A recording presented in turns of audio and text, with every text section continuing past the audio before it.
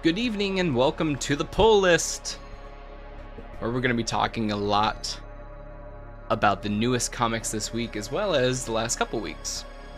Welcome, my name is Matt, aka NerdDumb, and we're going to take you through what we got this week. And it is a huge pull list. It's massive. Insane.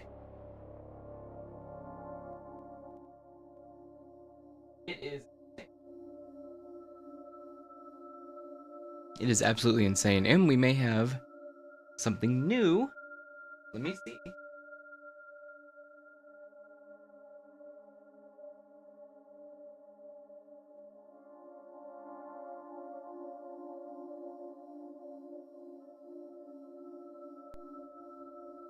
Hey.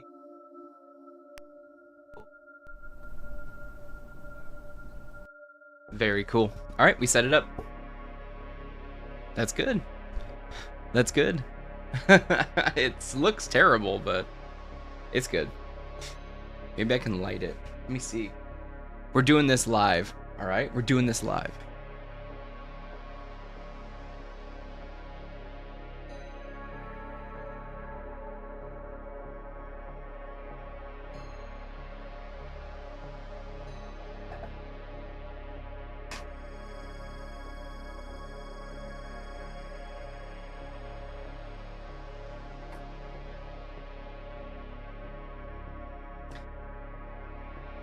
Maybe if I do something like that.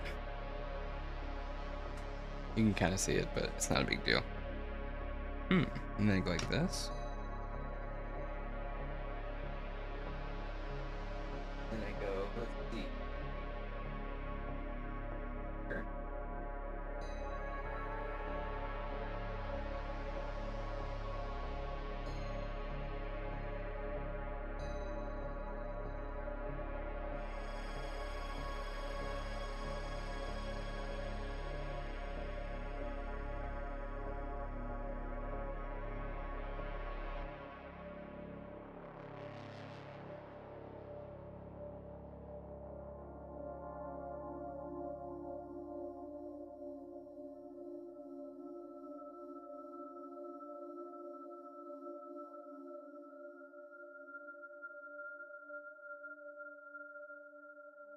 There we go. Got it figured out. We can do this. Not that. Go like that. Look at that. Nice. Okay. Anyways, we'll try it out tonight. Who knows? Who knows how it looks? Welcome to the pull list, where we're going to talk about this week's comic book polls. As I said, my name's Matt. We're doing this live because I just had like an idea, so I just wanted to get it going, and it's working okay. So we'll see how it goes. How are you guys? Welcome, welcome. It is hot in here, man. It feels like summer already. But what really happened this week? Not much. We've been working on a new video, still in the script writing phase. Unfortunately, I wish it could just be done, but we have a lot of work to do on it. Hopefully getting that done Friday. Maybe next week, maybe Sunday. But I'm really excited about it. I don't know if you saw the post on Instagram, but I was creatively inspired at the gym, and it feels really good to be inspired. So I'm gonna keep that going. How's this look? Well, it might look good. Okay. So what else happened? We had the Superman reveal at CinemaCon. Superman logo reveal.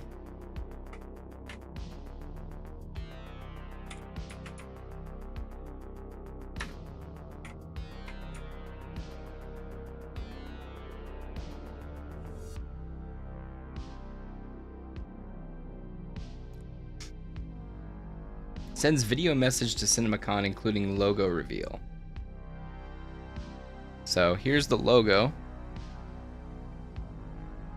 Here's the logo. I think it's what we expected. It's what we expected. So nothing too crazy there. We also had a couple more announcements with. I heard good things about the X-Men 97 episode. I still haven't watched it.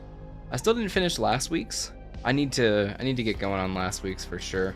I have maybe 10 minutes left of last week. I fell asleep on Sunday or Saturday. But it has been a crazy week. It has been an absolutely insane week. I did read all the comics, so that's why I'm saying we have a lot to go through. So I'll probably only talk about this. What else even happened, dude? Didn't they cast? Oh, they casted what's her name as the Silver Surfer. The Silver Surfer, huh? Silver Surfer.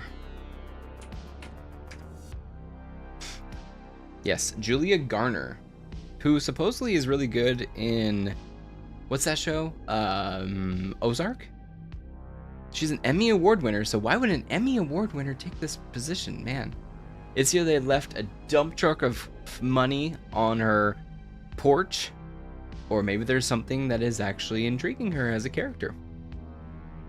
So I knew this one set the whole internet ablaze, which it seems like par for the course, honestly, with Disney. So I'm like, whatever. We'll see how it goes. We'll see how it goes. How about red? No, right, more white. This one, the light. But yeah, we'll see how it goes. That's basically it. There hasn't really been any other news. A lot of people are enjoying X-Men 97. Hey, what up, Lewis? We're trying something new tonight. And I just thought of it while the stream was starting. So, hope it's good. We'll see. But yeah, the only news I saw was like Superman logo reveal and Fantastic Four Silver Surfer. But Julia Gardner or whatever it is. So, that's really just the news. I got... Dude, let me do this real quick. Let me show you what we got going tonight, Lewis. I hooked this thing up. Look at all those books. This is what we're talking about tonight. This is what we're talking about tonight. A huge stack. Huge stack. We hooked up this webcam. It is a webcam. It's on a cable, unfortunately. So... But I'm hoping this camera view kind of looks cool. If not, we'll just go back to the old stuff. But what do you say? Should we just get into it based off of that? We have a huge pull list tonight. We have a huge knick-knack of the week. Stuff came in already from WonderCon. And then we have a massive, massive amount of reviews to do because I forgot to do reviews last week. So, let's get it started. What did we pull this week? Let's go. Let's get the bag. Oh my god. The bag. The bag has been baggeted. So I actually signed up with my local comic store for their pull list. So they give me bags and boards now, which is nice. I don't know what to do with my bags and boards. But, oh my god, let's see how many titles we got. 1, 2, 3, 4, 5, 6, 7, 8, 9, 10, 11, 12 titles this week. 12 titles on the pull list. What is going to be our pick of the week? You know what we do. We judge it right now. Oh god. I think I got it. Okay, this is a pretty good order.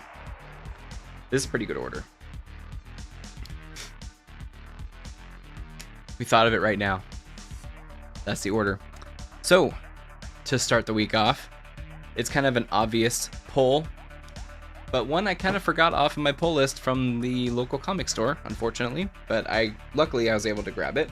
This is X-Men 97, issue number 2. X-Men 97, issue number 2. It's kind of an obvious one. Let's see how this looks. Hey. Okay. You can see my stuff on the floor. Maybe if I moved it forward. I don't know, is that better or me holding it up? I don't really have a spot to put it. I don't know. Is that better or me holding it up? Nice. I don't really have a Maybe. spot to put it. You can see my dirty desk. Nice. I don't know. Does that look good, or does it look better just me Maybe holding it up to the camera? You can see my It's dirty just something desk. I thought of. So that, or that. I feel like that's better for color. You're not getting a good color off of this. Maybe if I lit it better. What about this? What about that? Is that better? Put the light underneath it.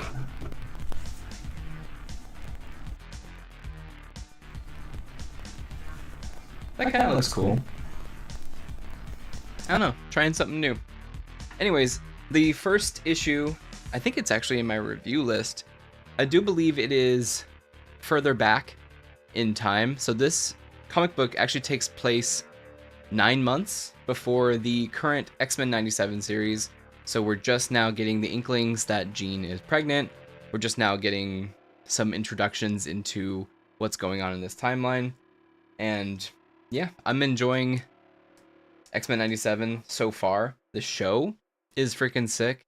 I still didn't finish episode 4, and I did not even start episode 5 as of yet. I was hearing amazing things from everybody online today, so I was supremely jealous that they got to see it and I didn't. So that's an easy pull.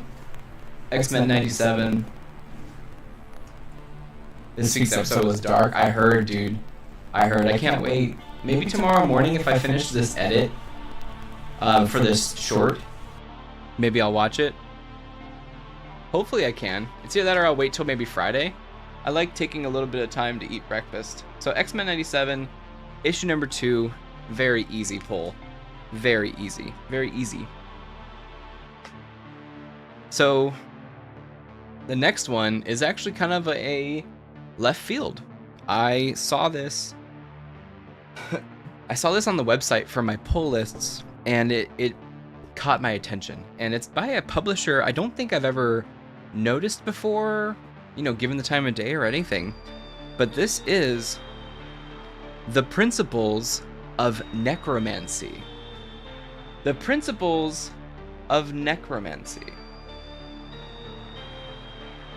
Is the music a little loud? I feel like it's a little loud.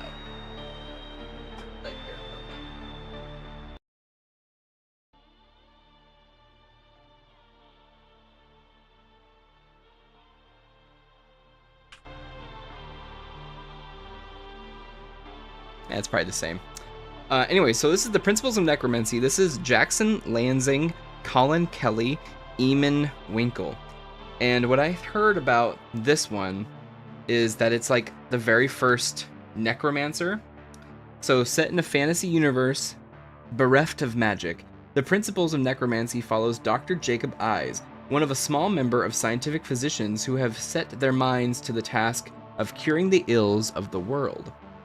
But the young Dr. Eyes isn't satisfied simply to cure the sick or be known as a wizard to curious peasants. No, he has set his sights on defeating the only melody doctors are expressly forbidden from curing death itself. I heard this is a very dark comic, and it's, again, a brand new universe. It is in issue number 1, and it's Jackson Lansing, Colin Kelly, and Eamon Winkle, and that is The Principles of Necromancy. So, brand new series. Definitely going to read it, let you guys know what I think. Kind of, maybe if I point it down some more? I don't know, it's kind of like off. You gotta tilt it that way a little bit, and then that way a little bit. But yeah, Principles of Necromancy. Talking about dark, this is going to be definitely a dark story. I don't know why it says Jay Photos and Sean Lee. Maybe that's I don't know why it says that there on the bottom. Maybe they're different writers, I'm not sure. But this is by Magma Comics. It's a $3.99 title, and it seems it's good enough. Like, we're talking about the pulp and stuff like that. It's good. The art on the inside's really crazy, and we're talking a lot of body horror, a lot of crazy stuff going on with orcs. It looks like orcs are undead. But the art on the inside's looking fantastic. I'll show you this a little bit right here. Like I said, we got free bags and boards now from our LCS. It is gruesome, barbarian-ish. Vikings. Sorcery. Bunch of crazy stuff gonna happen in this one, but I will definitely let you guys know how I feel about this one. I really don't like these bags and boards. They're like, you know, the normal ones, but maybe I'll live with them for a little bit. I need to replace the bags and boards of the old books that I bought from WonderCon, like the X-Men, the Batman. I really need to put those in new ones. I feel like those have been there a while. So this one is a classic on the pull list. This is issue number 10 of The Green Lantern. Issue number 10 of The Green Lantern. Really enjoying this book as well. We finally got off of Earth. We finally figured out why Hal wasn't able to get off of Earth. And now he's able to get off Earth. And he just ran into Sojourner after after issue number 9. So he went to the planet of the current Green Lanterns, who are part of like the galactic group or something like that. I forgot what they're called. But yeah, he is now a fugitive with the Green Lantern Corps. So that's why it's called Hal Jordan Fugitive. They're after him. They're after his illegal Green Lantern ring. And it looks like Sojourner is on the same boat as him. She took out the other lanterns that were after him. So we're gonna maybe see them team up and see them try to either escape or see what's going on with this world. Also featuring House of Brainiac tie-in story. I'm not really digging the stories that happen after the main story. I get that they're trying to maybe pad the pages a little bit, or they're trying to lead you into the next title to keep you reading. I don't know, I just haven't dug them. This is by Adams, Zermanico, Naufapan, and Fajardo Jr. Anyways, this is gonna be stuck on the pull list for the foreseeable future. Green Lantern, Hal Jordan, Fugitive. Issue number 10. Awesome book. We got a lot of new titles here on the pull list, by the way. A lot of new titles, first timers here. I'm gonna pull up my League of Comic stuff right here so we can talk about these titles a little bit more. So this next one is another issue number 1. We're hopping on this one. This is another title by Magma, and this is Jason Starr and Dalibor Talajic. This is Silicon Bandits. Look at that cover. Holy crap. Silicon Bandits. Now, let me talk to you guys a little bit about this one. So this is in the near future where automation has caused mass unemployment. Programmers Kenji and Aurora's careers seem safe. But when they are suddenly fired, the couple hatches a desperate plan. Assemble the perfect bank heist crew out of androids they programmed. The ensuing crime spree goes perfectly until betrayal and sentience emerge in equally devastating turns. Crime novelist and comic author Jason Starr reunites with casual flame collaborator Dalibor Jadali in a tale with enough twists and turns to fry your circuits. Each issue features a variant cover by blah blah blah from The Punisher. So, again, kind of like a futuristic, different title. It's not a cape story. I love heist movies. One of my favorite movies is probably, of course we got Collateral, which is my number 1 favorite movie, but we also have Heat, which is another Michael Mann film, which is all about heists, things like that. That's kind of where Payday comes from. Also the very first part of The Dark Knight, heist with the Joker. So really looking forward to this one. And look at that. That's really cool. Let's check how the book actually feels. It's a $3.99 title, like I said, from Magma. It feels just like the other title. It's pretty standard stuff. Let's check out the inside a little bit. check out the inside. Very stylized, very futuristic, cyberpunk. We got a little bit of adult action going on. Okay. A little bit of adult action. But it looks like they're just setting up the heist in the very first episode. And then the next issue, I think, is when the S goes down. There's nothing really flashy here. Just to give you a hint on what the inside's like. It's not really flashy. It's not really an action title. Like I said, it's more of a drama. More of a drama. So a lot of dialogue, a lot of setting up these characters. And it looks like they are a romantic coupling of some type. It's either that or they're just, hooking up, that kind of thing. But it's very stylized, very neon lit. Looks like there's a lot of blues, a lot of yellows inside of here. So, yeah. Looking forward to getting into this world as well. A lot of new comics here. A lot of new books on the pull list.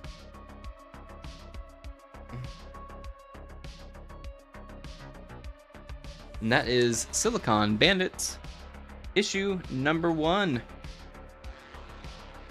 Massive. Massive. Alright, you guys ready for another new title? So this is from Dark Horse. This is Cullen Bunn, Patrick Piazzalunga, Mark O. Bracco, and Jim Campbell. And this looks like a fun little title, and I just wanted to pick it up. This is Monsters Are My Business, and Business is Bloody. Monsters are my business, and business is bloody. There you can actually see it. So this is, like I said, Dark Horse. It is a $3.99 comic again. A lot of these books are $3.99, and it feels very standard again. Pretty good stock. It's not like flimsy like some other books. It definitely has good stock on it, and the art is very cartoonish. So I think this is going to be a very, I mean, it could surprise me, but I think it's going to be a very, very fun ride. We got a couple of characters killing some monsters, causing some mayhem, but we're introducing us to the world. Looks like there's some magic, some science. Just trying to get a good look on like the characters and stuff. There is a lot of gore. Definitely is bloody. Me spinning around for y'all. Look at that. That's pretty cool. Look at the character design. That's what I want to look like. I don't know what I'm doing. It's like the opposite. There. Looks pretty good. Looks pretty good.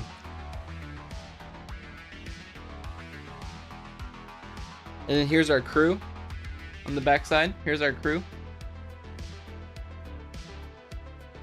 So yeah, Monsters Are My Business and Business is Bloody, issue number 1. Meet Tanner. His name is Grisholm, along with a shrewd necromancer. So we got a little bit of magic going on. Who wants him dead, and a chainsaw-wielding koala bear named Cuddles, as he wages a bloody war against nightmares from beyond time and space. It's thankless work, but someone has to do it. And when a group of government contractors goes missing in the nightmare landscape of the flooded zone, Grizz stumbles into a mystery he may not be able to carve his way out of. His old biker pals, the howling gargoyles, are up to no good, and the memories might be too much for Grizz to handle. So, again, this looks like a fun book. A lot of really cool new stuff that it's doing in here. We have a crazy koala named Cuddles. How can you not love that? Look at him on the cut. Look at him on the thingy. Crazy man. So this is by Dark Horse, like I said, and this is Cullen Bunn, Patrick Piazzalunga, Marco Bracco, and Jim Campbell. Very excited, again, to read into that. How am I supposed to get into all these, you guys? How am I supposed to read into all these? Craziness. Craziness. Next, we're hopping over to, I don't know why I'm going so fast through these. A lot of them because they're new, so there isn't much to talk about. Next one we're going to talk about is Napalm Lullaby, issue number 2 from Image, and this is Rick Remender and Bengal. Napalm Lullaby, issue number 2. So if we're going to talk about this one, the first issue confused the absolute heck out of me. So, like, the first issue, it talked about a world where there was kind of like Inception. It almost seemed like they can go into their dreams, their brains. So this is what I get from the synopsis. The right thing to do is never the easy thing, and convincing others to help you is even harder. An empath and a dream spinner have 24 hours to break into the forbidden temple dome city of the magnificent leader to rescue the only person who can save the world and kill the god who is hell-bent on destroying it. Now, did I get that from the book? I kind of got it. It was, maybe I wasn't reading it as attentively enough as I should have, but I got the gist of it, that they can go into these dreams, that they can, manipulate the dreams, kind of like Inception, and they can get what they need out of it or distract the person to get what they need out of it. So I got that. We didn't really get so much with the characters. We got them, for spoiler's sake, we got them kind of dying in the dream, so that way the person that they are dream spinning out of thinks that they've won, but then they're able to get out with the information, get out with the stuff. So I get it. Hopefully this issue, that was kind of like an introduction to the world, right? To the abilities, to these crazy, not the crazy people, but it's like a cult kind of. And that's who they're kind of going after, is that cult, the magnificent leader, who has kind of taken over the world.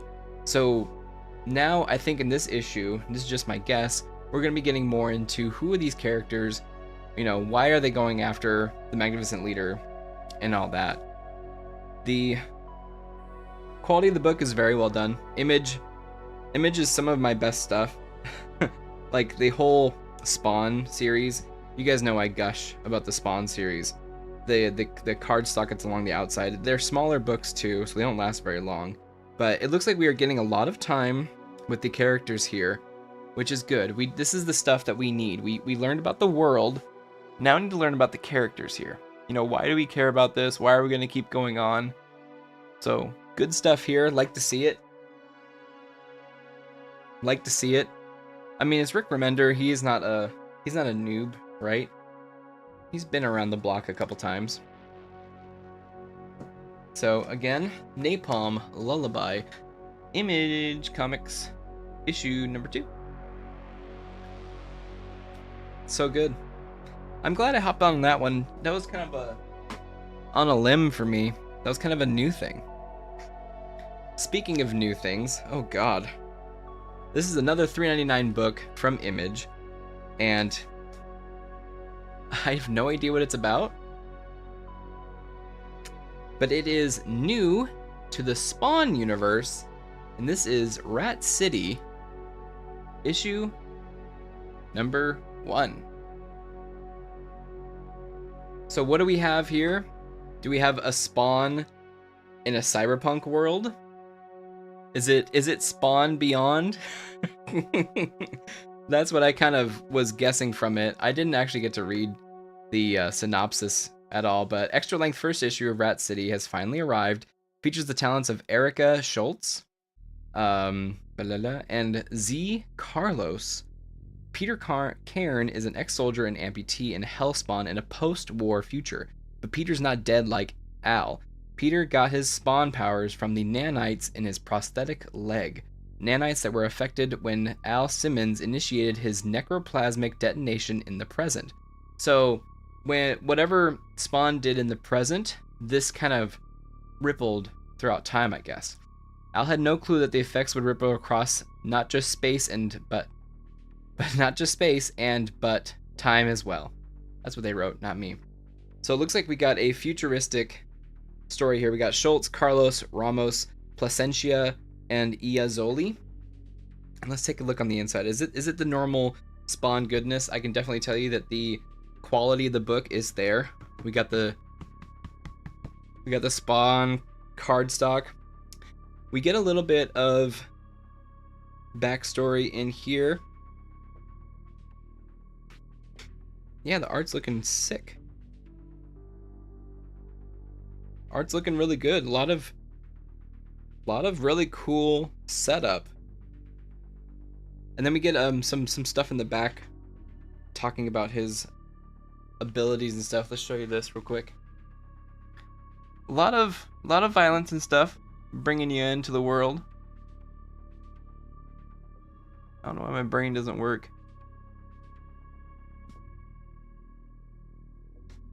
But super down for this, man. If it's Spawn Beyond, that's what I'm down for. We got a lot of cybernetics. We got a lot of... it looks like the whole war portion is the first part of what we see out of this. And then it goes into him having the powers next. So, really cool. If it's Spawn Beyond, I'm down. That is Rat City.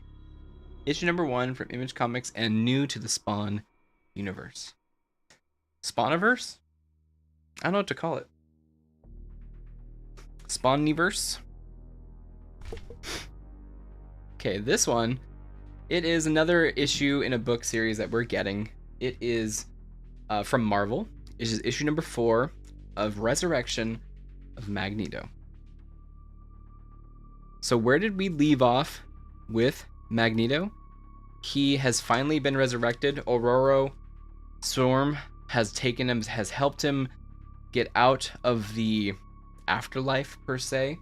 And he is now been resurrected. He came through the portal and he is whole again. What are we going to be doing after that? We're going to have to wait and see. But I really do like the series. The art is fantastic. The story is very emotionally driven by Magneto's guilt, which comes out of the trial of Magneto, which, oh, no worries, Brett. Welcome, dude. Welcome. I almost got, by the way, the Trials of Magneto, I almost bought it at WonderCon. I didn't know, I didn't know if I should. It was like, I think a couple bucks per book or something. But I kind of did want to get into it and reading it. But you're not feeling 100% today, dude? No worries, dude. I appreciate you hanging out. What, you got a little flu or something, bro? Dang. That sucks. There was something going around at WonderCon. Like 16 people told me that there was something going around, so there's got to be something still going around in the air. Just wicked tired. Oh, dude, I gotcha. Well, thanks for hanging out, dude. I don't want to take too much of your time, but I appreciate you hanging out, Brett. Thank you, man. But yeah, we got Resurrection of Magneto, issue number 4. And so now that he's been resurrected, per se, he is blood and flesh again. Not sick, thank goodness. Oh, okay, good. But now that he's been resurrected, what are we going to be doing with that? So Storm helped him come out of the afterlife, and he definitely pushed himself out of the afterlife as well. What are we going to see in issue number 4? We're going to find out. Hey, Brett, what do you think about this?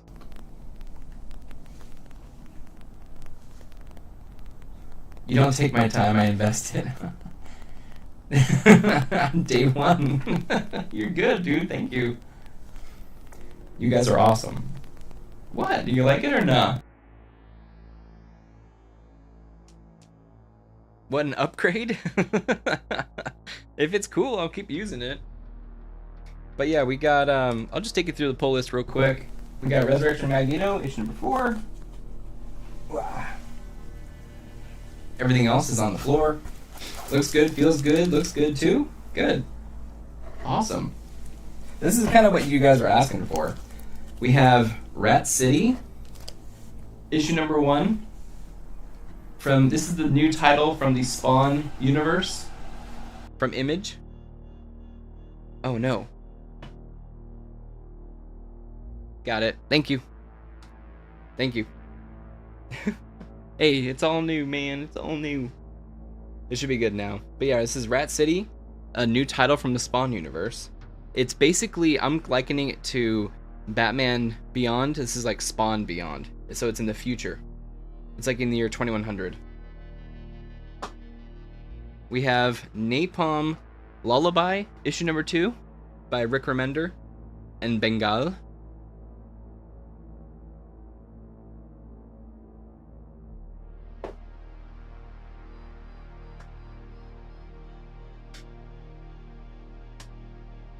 Monsters Are My Business, and Business is Bloody, from Dark Horse.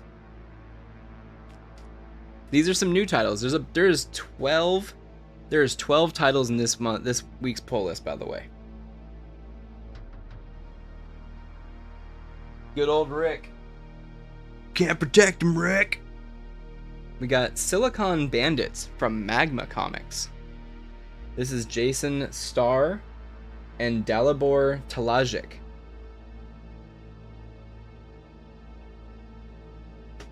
We have Green Lantern, issue number 10. Good old classic Green Lantern. Really digging this one. This one's going to be, of course, on the pull list forever. Another new title from Magma. This is The Principles of Necromancy. A very dark, medieval fantasy tale about someone who is doing necromancy. You wanted to read more of the Colin Bunn's work? Six Gun is supposed to be good. Six Gun? Alright, let me get that one.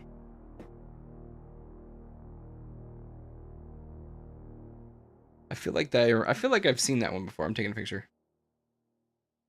Okay.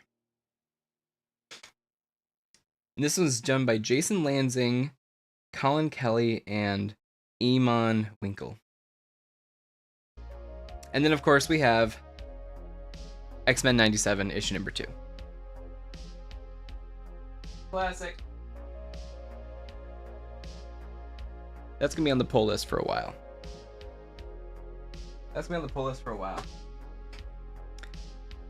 Okay. It was really difficult to find to choose the pick of the week. To pick the pick of the week? That sounds weird. It was really difficult to do that. But we have it. Next one on the pull list, another from Marvel. This is Ultimate X-Men issue number 2 by Peach Momoko, right? Yep, Momoko.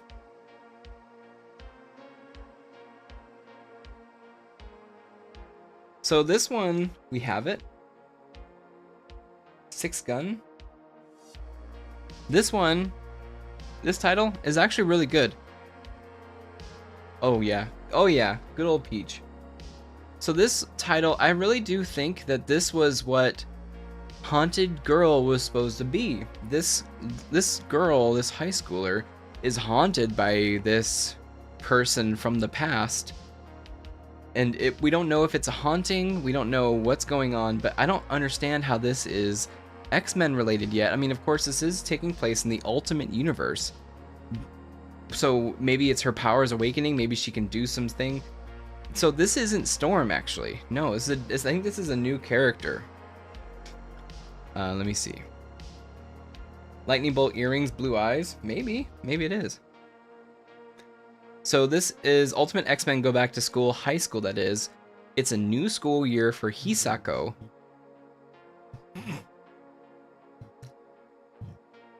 Ad. I got an ad. So yeah, it's another weather witch, possibly. Hisako has, as she tries to get a grasp on her new powers, where she meets a cool white-haired punk girl named May, aka May Storm. So this is May Storm, who understands all too well the challenge Hisako faces, and they team up to embark on a creepy adventure to learn who is behind the creepy shadow that has been haunting and taunting them. You have premium? Oh, yeah. Perfect.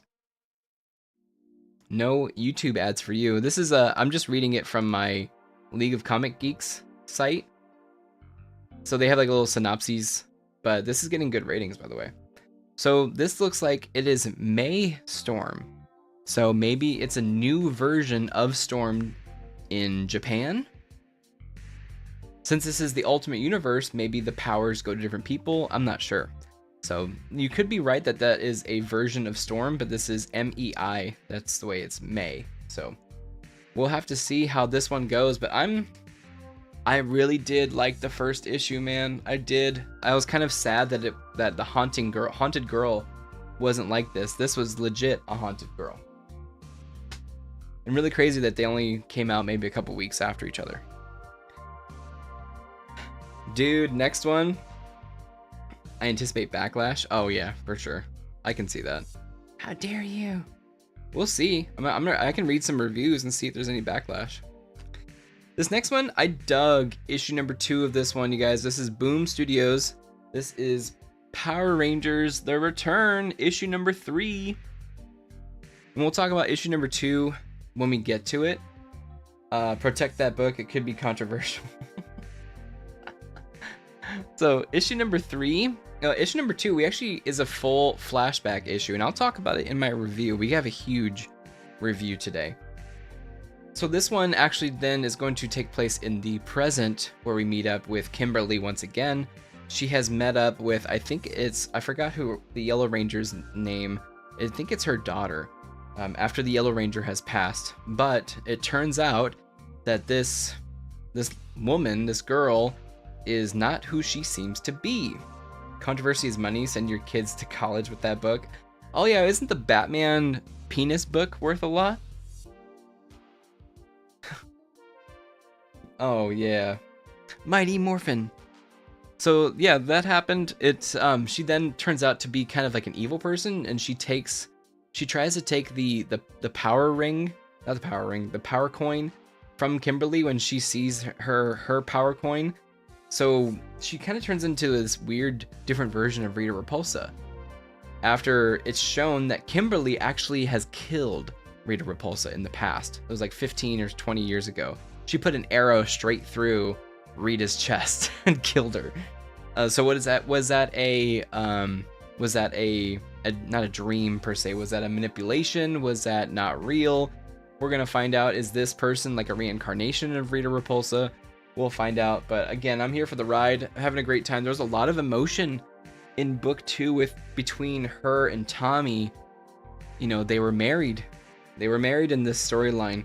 So Tommy actually perishes because he sacrifices himself to detonate a bomb at their base. So he doesn't make it back, hence why she kind of goes into a deep depression and doesn't want Power Rangers anymore. Plus, after they wiped out all the monsters, there really wasn't a need for Power Rangers anymore. So that's what happened in the story. Digging it. Very good job here. Great art on the inside. Let me talk about that a little bit. Let's see. I haven't looked at any of these comics, by the way. But you got them fighting the putties. Looks like we get a little bit of Tommy. But yeah, great work. You got the putties there. Him fighting the putties. Huge fan of this. I love it. And we still haven't caught up with the Red Ranger in the present either, who is kind of doing his own thing. Love this colorist. Is that a Nico Leon or Dono Sanchez Almara?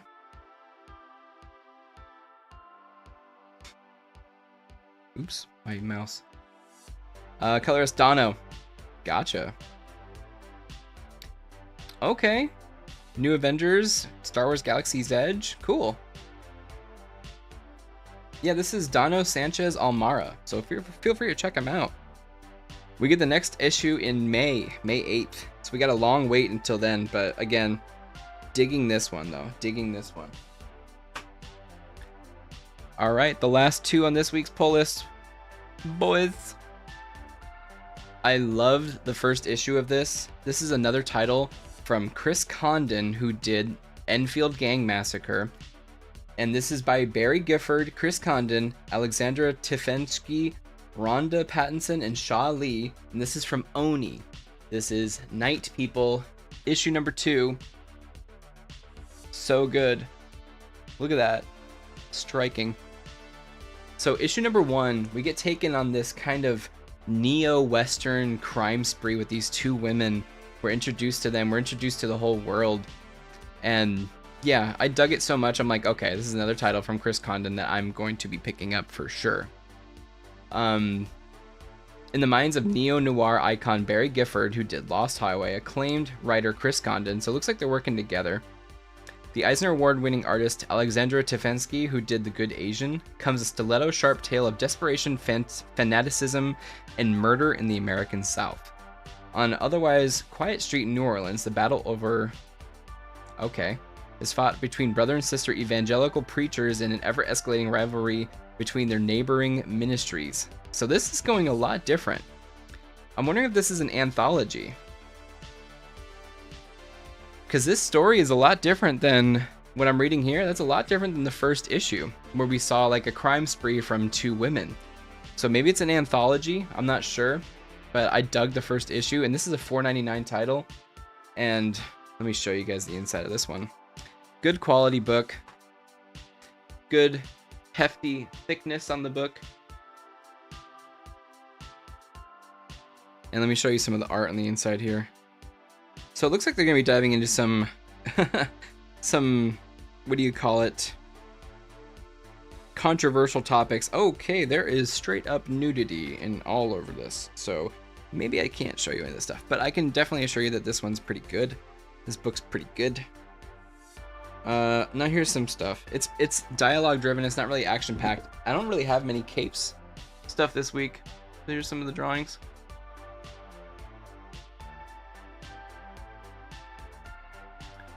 But I dug the first issue a lot. I'm curious to see how this links up. So it's possible that we're being introduced. You know how comics do this sometimes, where we're introduced to maybe a second group of characters off of the first one. The first one has like a certain like story that introduces black borders, huh? Was there something there? Was it borders around the images? Yeah, it is. Black borders, all black borders. I just noticed that. Huh. No wonder it's $4.99. They had to spray all that ink. They had to spray all the ink. But yeah, the first issue maybe introduced us to a certain group of characters, and then maybe this one is going to introduce us to a different group of characters. Maybe they'll merge later on. So you pay attention to that kind of thing. That's true. It kind of went over my head. I was curious why it seemed darker, literally, while reading the pages right now. But that was my first time actually opening the book. But dug the first one. Going to be reading this one. Night People, issue number 2. Barry Gifford, Chris Condon. So good. We made it to the last book of the pull list. We did it. Now this one, I did hear some really good things from a couple of comic artists and writers online, and I was happy that it was on my pull list. So even Chris Condon, I think, said something about this book. So this one is going to be the pick of the week.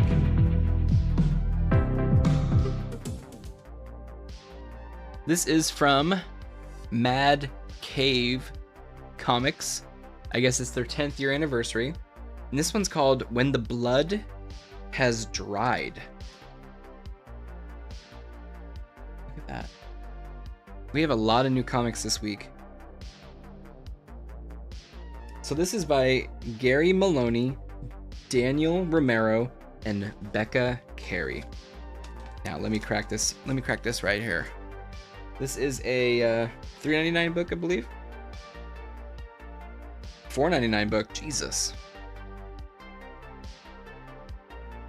Big haul. Insane haul today.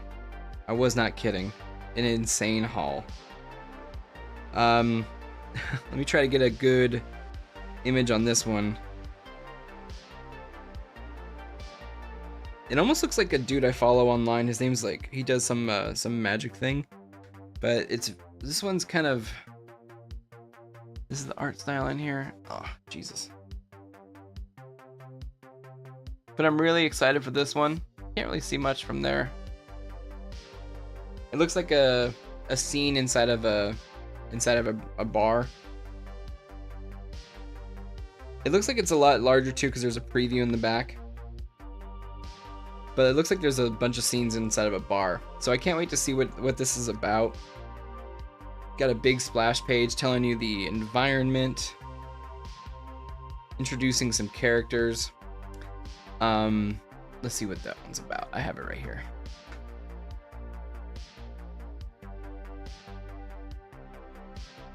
So years ago, a stranger came to Korag and Boone, a little town on the edge of the Southern Territories. The locals eventually came to see this blow-in. That must be what they call the travelers. The blow-in Megib of Clonia, who is as one of their own. Now Medib has taken over as proprietor of the Lauf Inn.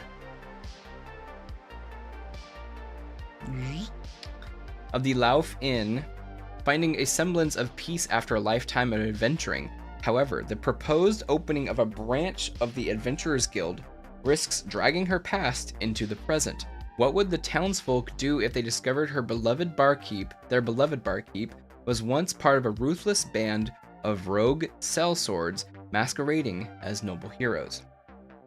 So, it looks like she has a dark past, hence the name When the Blood Has Dried. So maybe she had a murderous past, and now the blood has dried. So, what are we going to do with all that? We're going to have to find out. But yeah, I'm stoked about this one. The story seems a little bit different than everything else I have. And yeah, that's the pick of the week. Not a lot to talk about with these, really. Now, do you guys want to do the knick-knack or the reviews? Pop these out real quick. And put these away.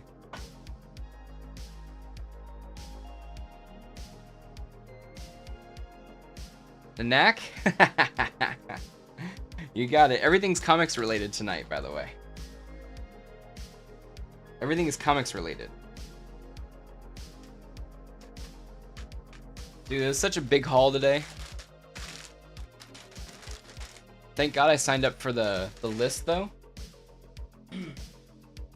They do give me a percentage off because it's like, give us the knickknacks. Give us the nick of necks. You got it.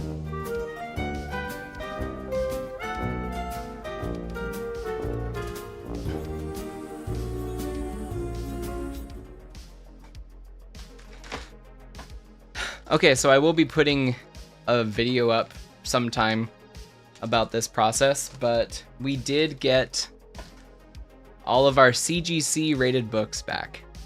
So I turned in 7 books at WonderCon, which was, as you guys know, a week and a half ago, and they said 30 business days. Dude, it came in like 7 business days. It is insane. I'm curious if these are even my books. That was insanely fast. So I'm shocked. So we got them back, and yeah, so I'm kind of disappointed with one of the books, and you're gonna see it right here. Oh God, I don't even know how to present these. This is crazy. Let's do it one at a time. So this is my lowest graded book. I have no idea what I did to this book. This is a 6.5. I thought it was worth getting. Miss Marvel, issue number 1 with Kamala Khan, the very introduction of Kamala Khan. But I don't know how I got a 6.5, dude. They need to tell me how this is a 6.5.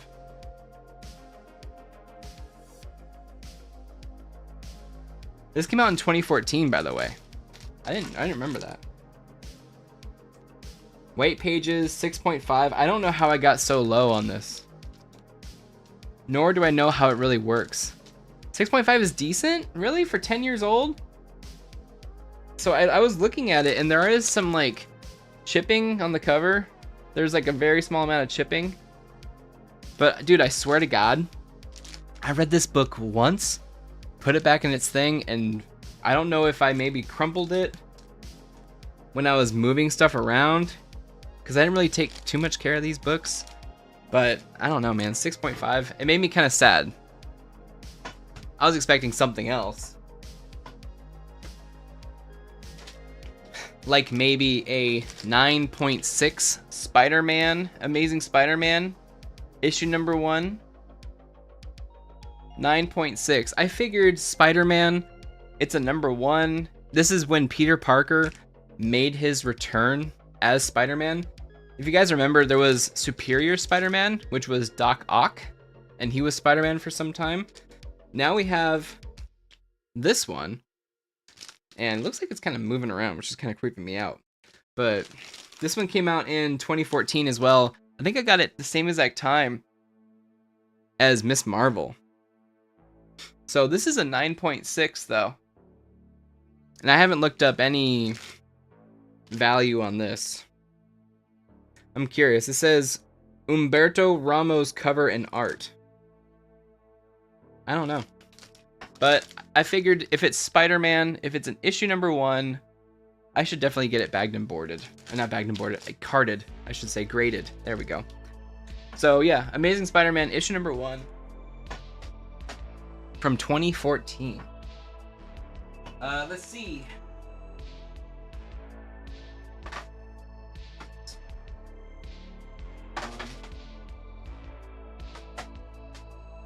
Okay.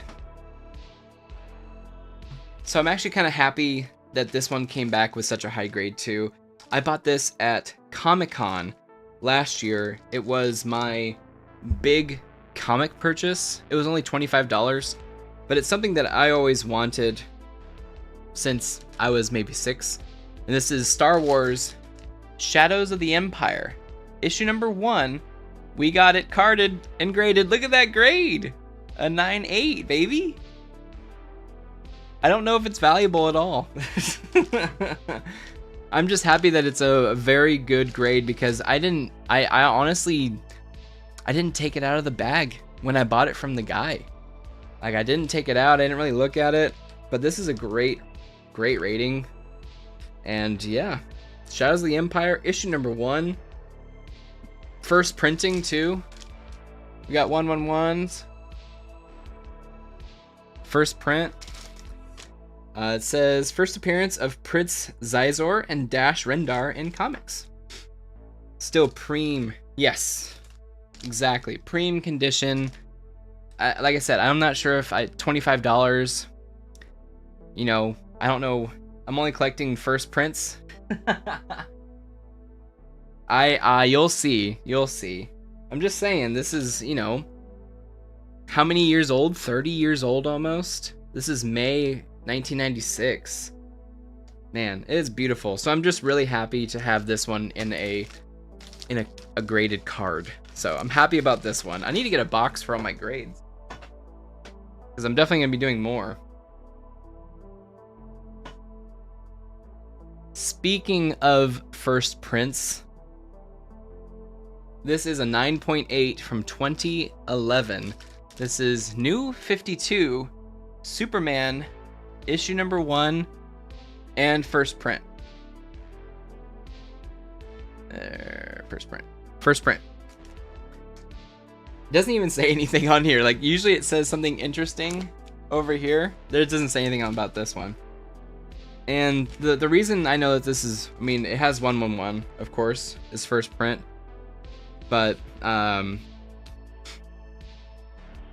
yeah, the DC Comics logo, you can tell when they did second, or I think up to like 4th print, it was a different color. I actually do have a second print of Superman issue number 1.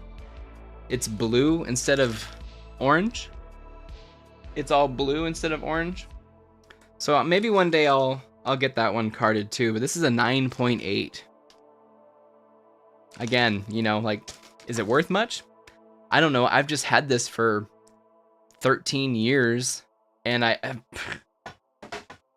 when I tell you they were not always in these comic book boxes, they weren't. They were in some Xbox boxes. They were, you know, starting to change their shape a little bit. I was really getting worried, so I figured now is the time to get them protected, get them graded, and then we'll be good. Now, the next 3 is going to be kind of my favorites. Oh, shit. I don't know why this is so low. So this is a 9.2 of Batman issue number 1, New 52. 9.2. But the problem is with it is 4th print. So it even says 4th printing on there. I really do wish that I got the first print, you know, but again, this is what I got at the time. And you can tell because of the logo, the DC Comics logo. You see how that's different? It's the page turning logo.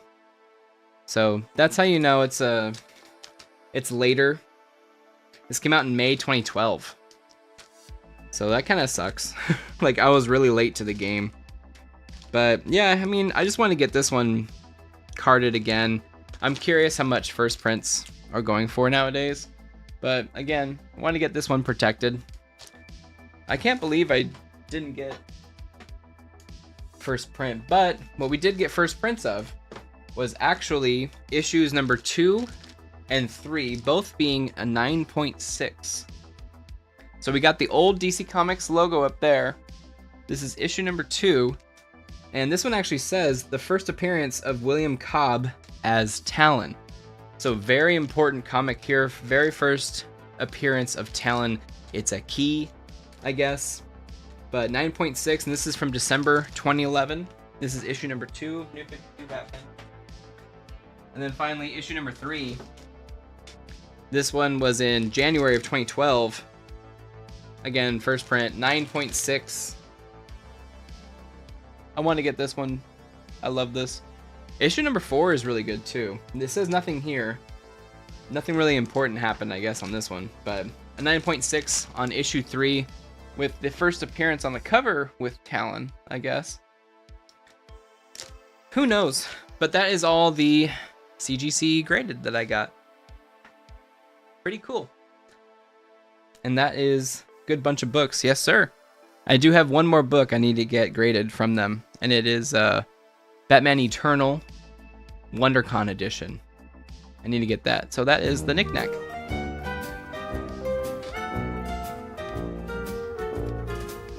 Oof. Ready to speed round some reviews, guys? Because I read that whole stack. Remember last week how I just talked about knickknacks? We didn't get to read any books, or we didn't get to review any books. So I got my entire review stack ready to roll, and I'm just going to kind of breeze through it. We didn't read this, unfortunately. Still haven't had a chance to read this one.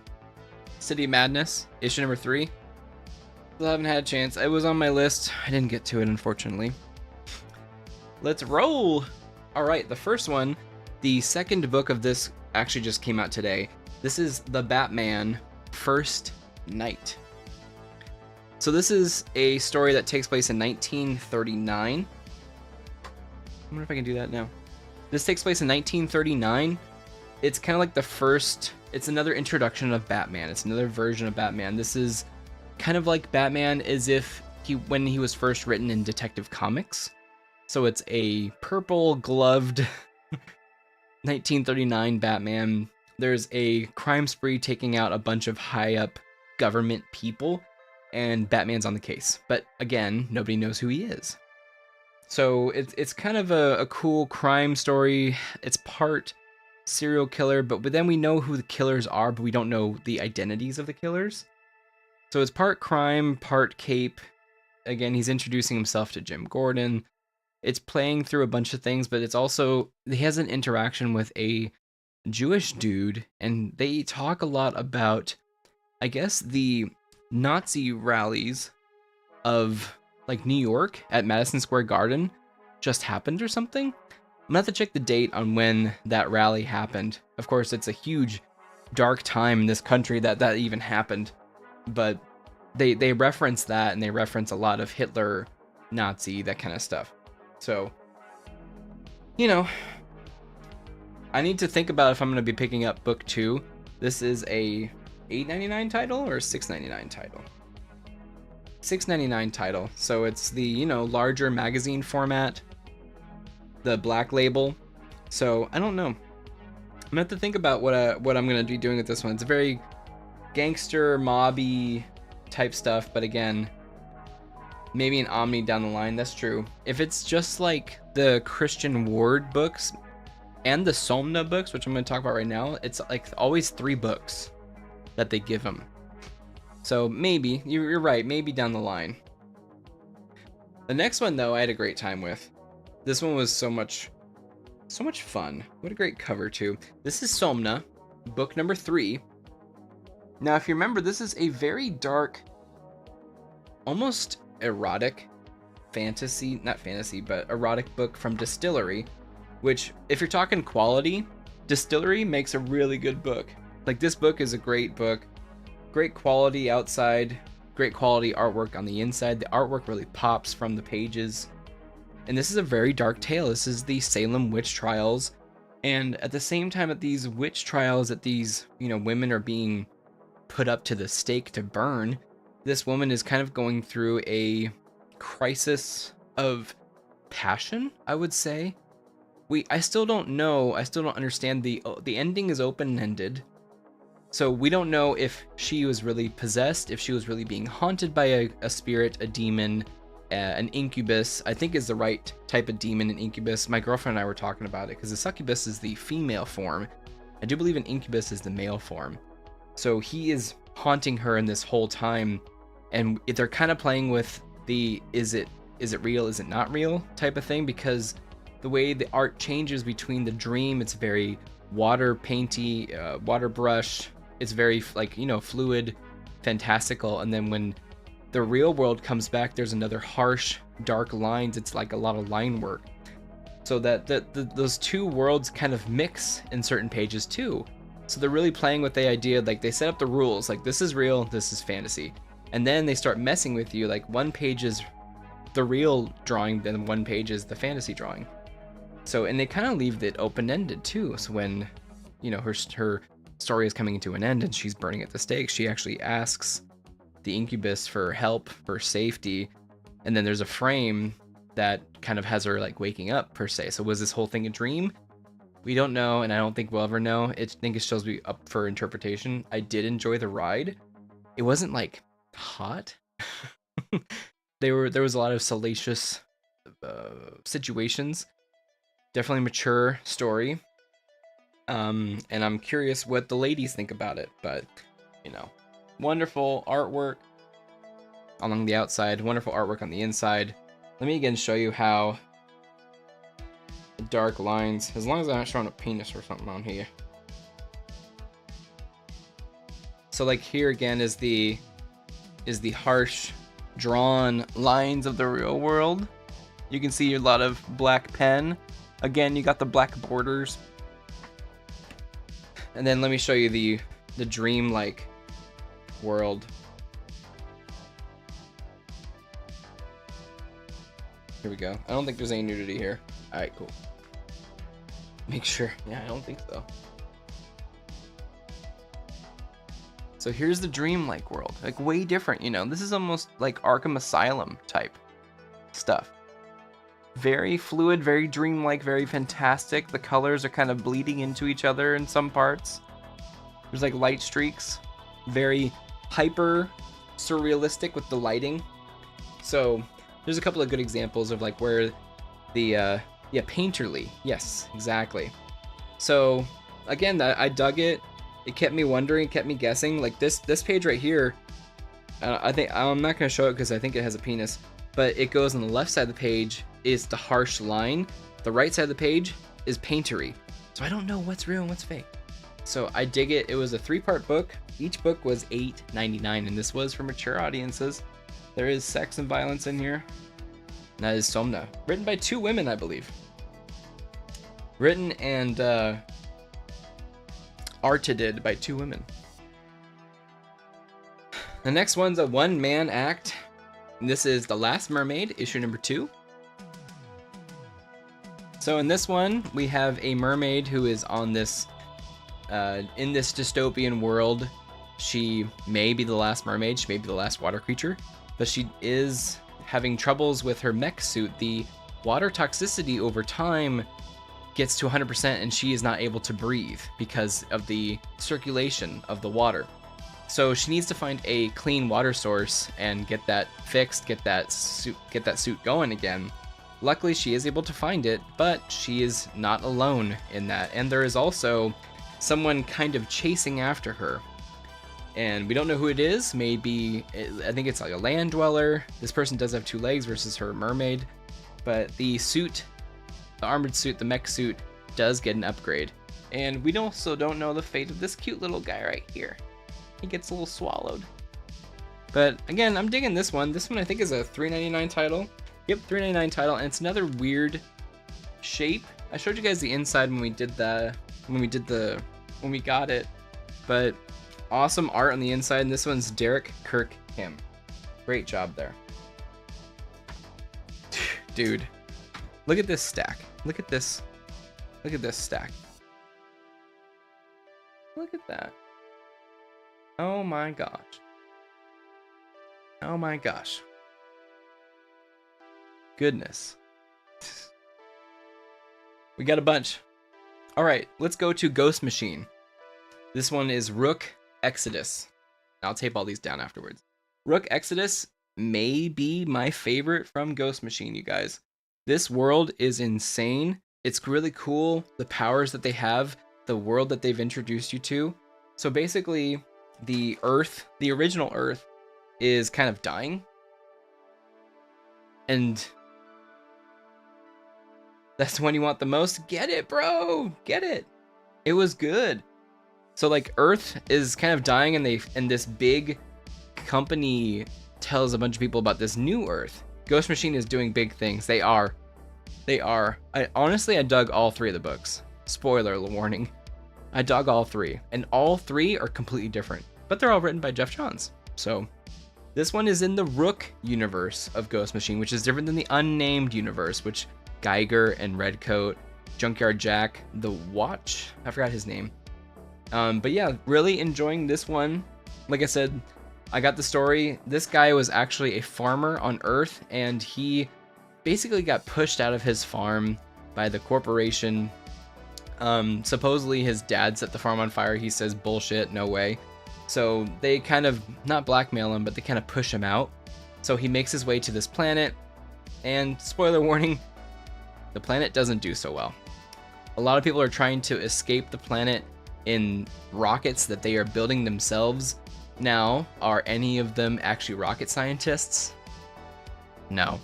So this guy, his name is now Rook. He was an ex-farmer. Now he has the ability to control a certain species of bird. I think it's the crow. Crow or ravens? No, it's crow.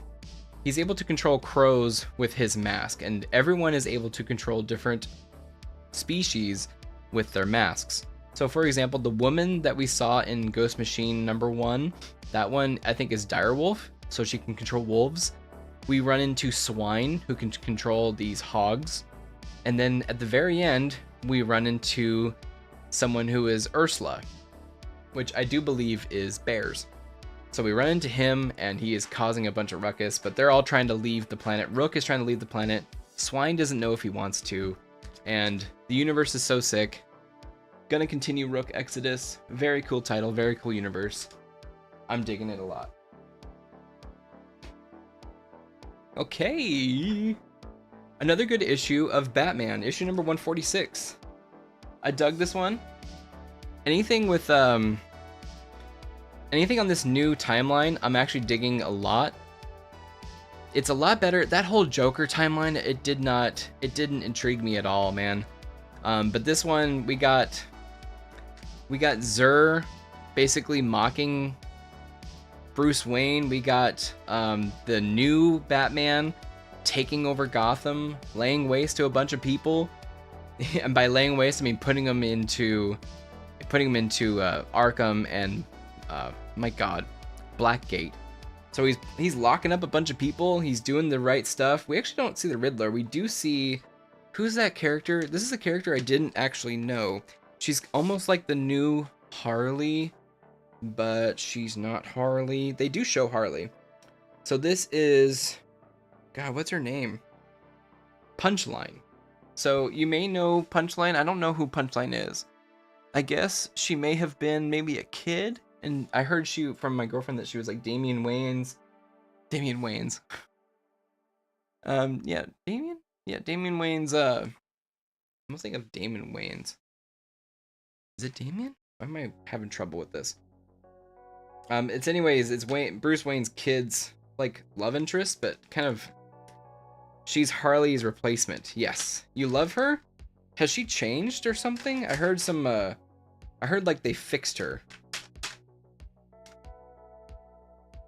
Casually Comics has 2 or 3 videos on her. Very cool character. Cool. Perfect. I'm gonna have to check her out then. I think I saw that actually, because I saw a video on my feed talking about Punchline. I forgot her name, but yeah, she's cool. I dug her. This was my introduction to her, and it's a really good introduction with that frame. But dude, digging the story. You know, this Batman, this new Batman, it's basically the other consciousness of Bruce that he kind of separated and he uploaded as like a backup just in case he died or just in case he needed to be killed, which is pretty wild of a story. Like, he has a plan to even destroy himself, and that's what this robot is. So this robot does believe he is Bruce, and he's kind of pulling some people into believing he's Bruce as well. So I'm digging where it's going, liking it a lot. Of course it's Batman. I gotta keep reading it, but yeah, Chip Zdarsky doing a good job there, man. They need to do something interesting with her, and she's gonna fall off. I think they're gonna do something with her here. They're kind of setting her up. You do see Harley as well. Harley interacts with what's his name, who's being Batman right now, and she's like, I'm basically one of the good guys now. And I'm like, yeah, you kind of are. You kind of are one of the good guys. Alright. The next one from Marvel is Vengeance of Moon Knight, issue number 4. Again, digging this one, we finally get the answer to who this mysterious Moon Knight is. The story in this book, each book of these, so there's been 4 issues, right?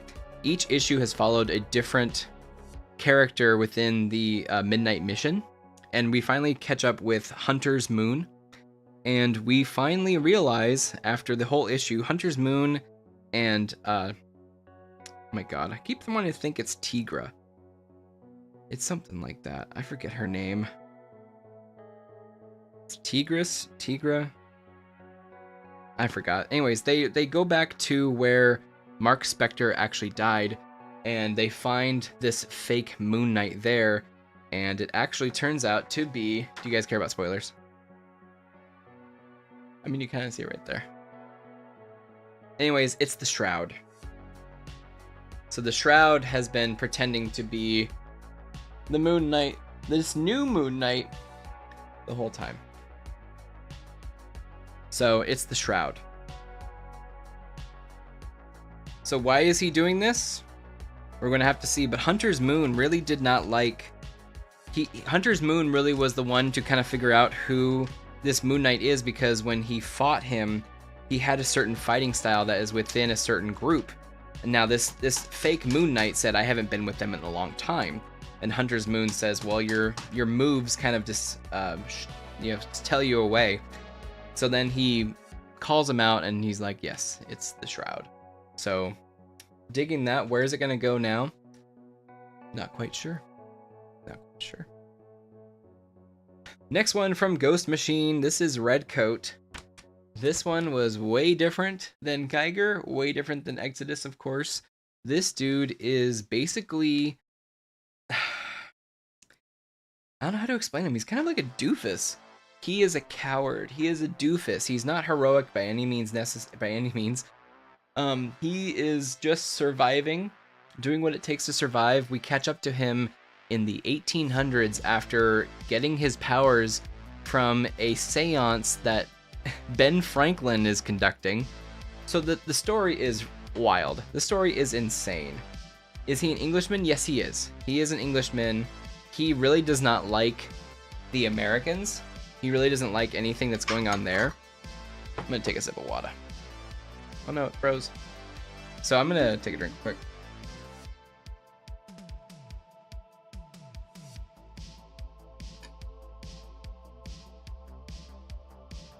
Oh yeah.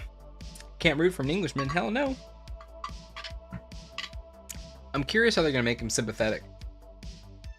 Because right now he is a coward. He doesn't pay his fines. He doesn't pay for any stuff that people do for him. Water, not C4? No, it's not C4. Are you cleaning up your act? Oh, yeah. No.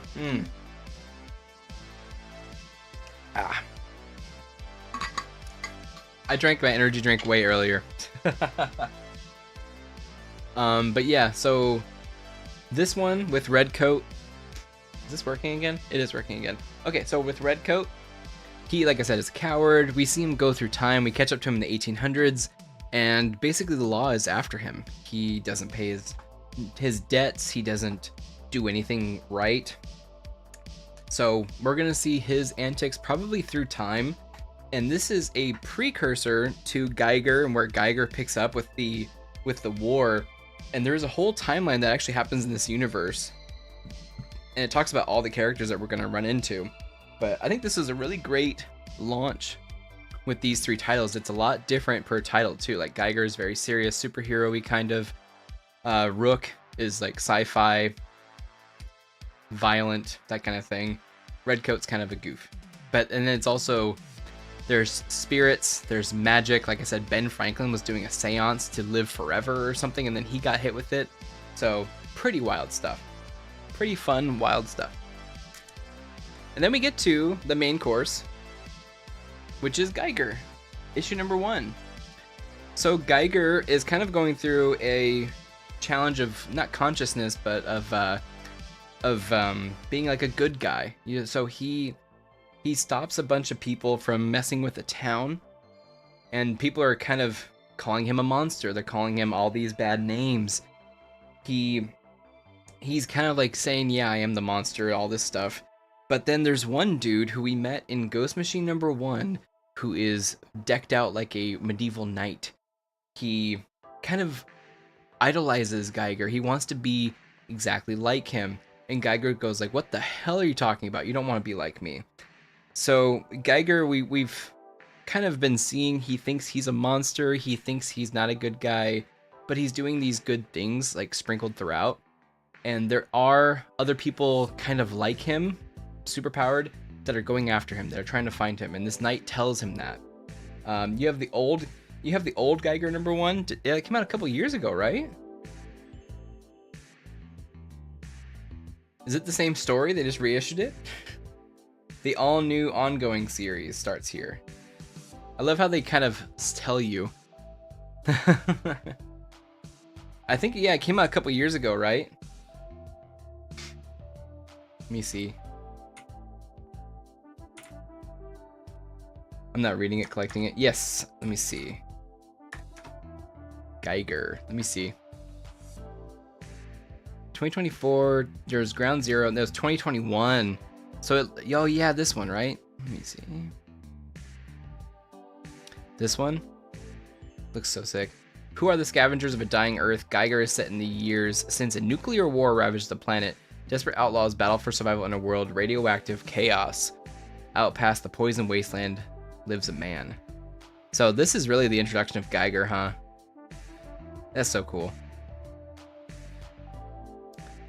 Where was I in 2021, man? That's cool. Is this Gary Frank too? Yeah, it is Gary Frank. Cool. Very good. So I'm digging it so far, man. I'm digging it. I like what Ghost Machine's doing. It looks like, yeah, it's Mad Ghost. So they must have changed their under publication to now Ghost Machine. I like Ghost Machine better. Mad Ghost. Looked like a lot of people liked it. So that was maybe his little taste into his own world, into his own universe, and you know, he got more friends now to come on in and start making their own stuff. So digging that. Next one is Todd McFarlane and Carlo Barberi. It is Gunslinger, issue number, 30? Wasn't it 30? Yep, issue number 30. And again, with the Spawn books, what you're going to get with that is quality, man. You think Ghost Machine is just a bigger push? Yes. Yeah, I think it's definitely a larger take than this one, the Mad Ghost kind of thing. I'm not even sure any other Mad Ghost books came out. I mean, I didn't know about this one really until I started looking into it, so you never know. But the quality with these Gunslinger books is always really good, man. They're really short, $2.99 titles, very short, easy story.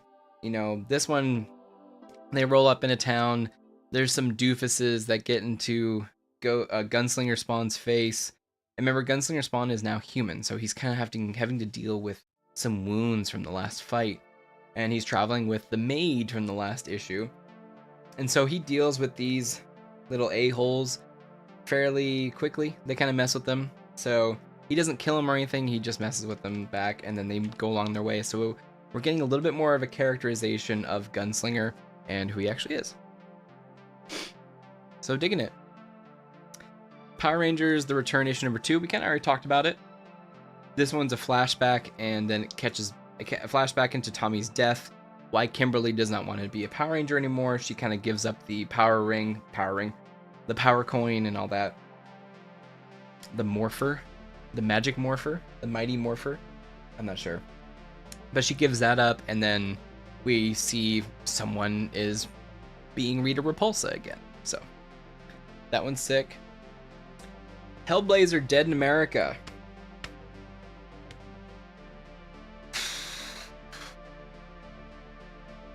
This one is this one was a challenge. This one's a challenge. It's kind of, I get where it's going. It's trying to be sympathetic to a certain group. It's, I don't know how I feel about it, to be honest. It's okay. We spend a lot of time. I'm gonna head out. Hey yo, dude. Thank you for hanging out, Brad. No worries, man. Feel better, dude. Get some sleep. Get some sleep. Thank you for hanging out, Brett. But yeah, I mean, like, I get where this one's going. It brings in La Llorona, which is pretty cool to see in this universe, you know, with Sandman, with Swamp Thing, with Constantine. I just wish we started spending more time with Constantine than these B-plot characters. I'm getting kind of tired of it. I get it's supposed to be allegorical. I get where it's trying to do.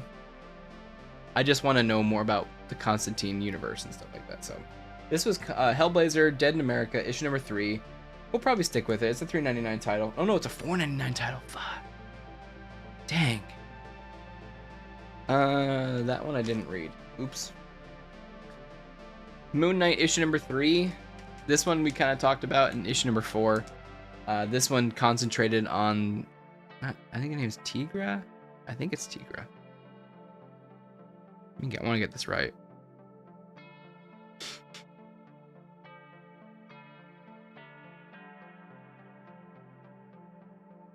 They're calling him To the Fallen Moon Knight. Hunter's Moon. Huh. Why is it not there? Why wasn't it there? Vengeance. Issue number 3. Yeah, Tigra. So issue number 3 was talking about Soldier. The character Soldier, who's part of the Midnight Mission a lot, and his experiences. So that one was good. Dude, Dawn Runner. Dawn Runner is pretty cool. It sets up the universe that there's basically these crazy aliens that attack the planet, and the humans had to adapt and make these huge mechs to fight them. And there's one, it's kind of like a ranking, so it's totally set up like an anime, how there's a ranking system, how they get let loose into this kind of an arena with these aliens to take out. They kind of get let loose into the wild. So these mechs have to take down those aliens, and this woman is becoming number 1, or she is number 1 on the ranking list, and she has to pilot this new mech called the Dawn Runner. It's kind of an experimental mech, and she gets kind of messed up because she doesn't know how to work it. But the universe that's set up is pretty good, and the characters they kind of play it off as like she doesn't want to be, or she isn't, understanding how she is. So, that's kind of cool. I like that one. That one's Dark Horse. So this one is Ram V, Evan Cagle, Dave Stewart, and Aditya Bidikar. So, I like that one. Of course, X-Men 97. Kind of talked about it already. Digging it, liking it. Sam and Twitch. This takes place. This is another new Spawn title. So we have Spawn, Scorched, King Spawn, Gunslinger Spawn. We now have Rat City, and now we have Sam and Twitch case files. This takes place within the Spawn universe, but it has to do with these two detectives. Now this is going to be kind of like a hard-boiled detective story, so it may have some run-ins with Spawn and any of the other Hellspawn. We may not. But am I going to stick with this one? Probably. I'm not sure yet. It's McFarlane and it's Kudronsky, and Simon Kudronsky did an amazing one-man art book called Blood Commandment. I can't sing that book's praises enough. Go get Blood Commandment, so good. And I'm curious how his art is in this one. I feel like maybe with his own art he was doing it really well, but this one it kind of threw me off how the art is in some places. His art is very different. Like the face on this one, the line work, it's kind of off-putting in a way. So I don't know if he uses. There's a big controversy right now going on with 3D models and stuff. No, I wouldn't say anything like that, but yeah, his art is just something different for sure, especially in the Spawn universe. The really cool part is this ending, and I need to see if there's any. Oh wait, never mind. I can't show you that. There's nudity. Basically, there's a like serial murder at the end, and the way that they introduce it is with puzzle pieces, slowly putting these pieces into place, and then you see the full picture of what actually happened, and it is gruesome. I was just making sure you couldn't see it. Jeez. Because there's nudity involved with that one. I want to see how that happens, so I'm curious how long they'll thread that out. But this is another new title. It's a $2.99 title from Image, from the Spawn universe. Sam and Twitch, Case Files. We got so many books. Oh my god, we didn't even talk about this one yet. Ultimate Spider-Man issue number 3. Love, love, love it. So good. So, Green Goblin in this universe is getting attacked by Bullseye. And Bullseye is being employed by someone. I think we all know who it is. I think it's the Maker's Council in the Ultimate Universe. And it turns out that Green Goblin and Spidey in this universe kind of become friends. So I'm curious to see where this goes. I'm digging it. The technology on the Green Goblin is super sick. This version of Bullseye, really cool. He's throwing cards all over the place. He's getting it stuck between the armor pieces inside of him, inside of the Green Goblin. Really digging that. Having an awesome time with it. And you know, Peter, his secret has been revealed to his daughter. So what does he have to do to kind of balance that with not telling them, with telling them? Who knows? But having a great time with this one. This one's definitely, for sure, always going to be a pickup for me. Oh my god. It's been so long since we read these. Invasive. This story finally ended with issue number 4. Really awesome time with this one. It talked about, you know, not body dysmorphia per se, but people who get elective surgeries for their body. So like lip injections, you know, cutting, like liposuction, that kind of stuff. And they talked a lot about how these people kind of get addicted to the cutting, to get addicted to the blade. And it was very off-putting. So then there was this gang of surgeons who then kind of start taking the body parts and going out and killing people. Including, I think one of the main characters is sisters, including kind of like herself. She had done, you know, some surgeries. So there's a main doctor dude who is running this group, this gang of surgeons, crazy surgeons, and he's kind of indoctrinating the woman into becoming a part of his cult. And turns out she kind of starts taking over the cult. So it's kind of like, you know, it never ends kind of thing with this. But really digging. Really dug this one. It was a 4-part series. I love miniseries. I love a good middle and an end. Beginning, middle, and an end. And yeah, this one was great. Invasive issue number 4. Daredevil, issue number 7. Good old brawl with Wolverine. That was a good fight. Wolverine has been possessed by one of the demons that is haunting Matt Murdock since he escaped hell. You can see his eyes here. So Matt Murdock is trying to figure out which demon this is. Now it is the 7 deadly sins kind of haunting Matt in different forms and different characters. We had She-Hulk, we had Ben, oh my god, what's his name, the reporter guy. I forgot his name. And also Elektra, who is currently a Daredevil. So they're all being possessed by these demons, and Matt has to figure out who it is and then exorcise them. He mistakenly says this is one demon, and it turns out to be one that's completely different. So he thinks it's, I think, vengeance or something like that, and then it turns out that it's actually lust. Lust has taken over Wolverine, and it's not lust per se. It is like lust of the body. It's lust for violence. So they fight. Matt figures out who this is, and he figures out, after beating the royal crap out of Wolverine and getting royally crapped beaten on, that he can't beat him. He's Wolverine. There was a really great line about, because like when Matt punches something, like he really can feel everything a lot more than other people, right? He's in control of his other senses. He says punching Wolverine is like punching meat wrapped around a metal pipe or something, and I've never thought about that before, but I'm like, yeah, he would be right. Like if you punch him, it would be like it would smush, and then boom, like you would feel metal. And since he has, sonic or sonar type thing, I guess, that's another type of vibration. It's a sound, you can pick it up. I'm not sure. But really great issue, really great fight. This is Daredevil issue number 7 between Matt and Wolverine. Then at the end, we see Elektra come into his room as the new Daredevil. Almost there, man. So many books. Dune, House Carino, issue number 1. I know this is a continuation of a bunch of other books. I think House Harkonnen just wrapped up, and we're now doing House Carino. This is written by Brian Herbert, which is Frank Herbert's son, I believe. Did I dig it? I kind of did.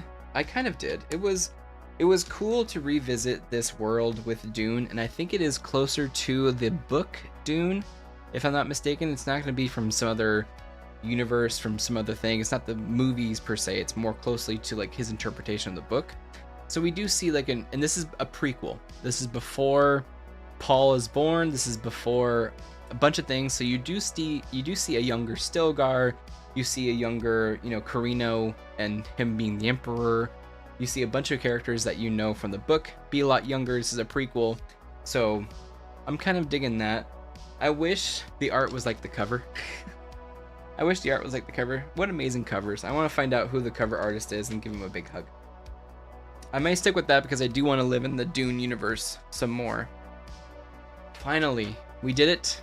Thank you guys for hanging out so much. Lotus Land, issue number 5. Really huge issue for this one. One of our main characters does not make it. She is set up by her boss. The conspiracy that is going on in this world is a lot larger than either of our main characters have suspected, and she does not make it. By all accounts, from what I saw in the book, she didn't make it. And yeah, it's kind of sad because she was kind of double guessing our other main character, his what he's doing and stuff. So big issue for Lotus Land. Like I said, this one's always like a crime. It's a big conspiracy with the government, with the city government. It's also it's sci-fi, cyberpunky type universe. He has abilities, and then like his kid too, like what's going on with his kid and his kid's mom. There's a lot of stuff in that book, and I really do dig this one. It's a lot different than some other books, but yeah. So that is, oh my god, we did it. We did it. I may have a different setup next time. I didn't like the camera going across me, but let me know what you thought about the camera in the room with the camera. It's kind of funny. It's on a tripod. It's on a mobile tripod. Peter, you guys can see my room.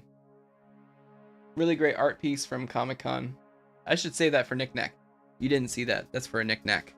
You shouldn't see that. I may have a different setup next time. We'll see. Can't believe I just thought of that. Uploading a new video? You are? I'm gonna have to go check it out. Nice selection. Thank you. I try to, I try to get a bunch of different stuff together. I get kind of bored with everything. So like I had Somna, I had, You know, I have a bunch of Batman, I got a bunch of Cape stuff, but then with these new titles this week, I'm really hoping to get something different. So, really hoping for something different. You're uploading it, is it releasing right now? Or are you scheduling it for release later? I'm excited, dude. Was this the thing you were working on? I have to tape all these up. Not looking forward to doing that. I gotta tape them all up and then put them in the boxes. I guess I could do that right now. I guess I'll hang out for a couple more minutes because it's not 9 yet. We can hang out. I'm excited to do something with these graded books, man. Whew. I've fallen into a really deep corner of the internet talking about cinematography too, so you know, yeah, I'm about to upload it, putting some stuff in the description. It's a fan-made trailer. Oh hell yeah. Like I said, are you gonna release it right now as soon as it's done, or are you gonna schedule it for maybe tomorrow morning? I'll be on the lookout. I subbed to you, right? If not, I'll do so right now. We'll do so right now. Are you on the social media too? Do you have your links in here?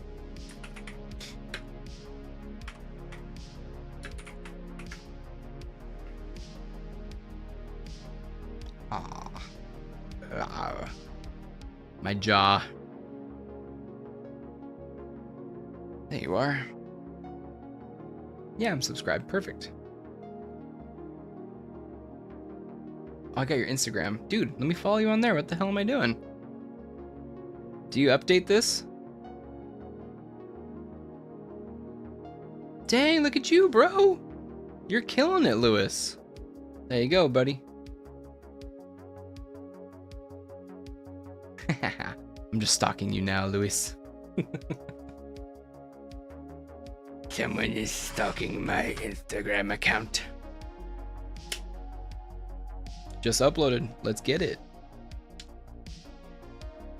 Is it HD? Is it doing that whole processing thing? Dude, I heard a rumor. It's not even a rumor. I know it's true. That video processing for us, you and I, takes like an hour and a half versus someone who has like 1 million subscribers takes like 5 minutes. Like, I get it. They're huge. But come on, give me a break, dude. That's why all my videos, I upload it early in the morning and I release them later because I want them to come out in like some high quality. I'd hate for someone to watch a video and it be like 360. Like, this video is 4K, man. By the way, what frame rate do you shoot stuff in, by the way? I've been debating. I've had some people, I've been in some chats, and a lot of people are saying stop shooting in 30 or 60. Start shooting in 24. You know, make your content more cinematic. And I'm like, damn, I should. So I shot a new vertical video for a short. I'm gonna edit that in the morning or tonight. I'm not sure yet. I'm gonna edit that real quick and see if I see a difference in shooting between 24 and 30. Trying to think. I think my early videos had really good color, and I think maybe it was shot 1080. But I find with my camera, you know, why would I shoot 1080 unless I'm doing a slow-mo, which I think is 120 frames. I'm getting really nerdy about cameras and gear and stuff, and I'm like, dude, I wish I could shoot my videos in such a cinematic way. You use 4K since my camera is in 4K and 24 FPS, but for slow-mo shots, you go 60 at HD. Oh, you do? 60 at HD. Interesting. Does your camera have a slow-mo as a high frame rate function? I know some cameras, mine, you can shoot at 120. So that way when you put it into a 60 or a 30, it gives it like a kind of feel.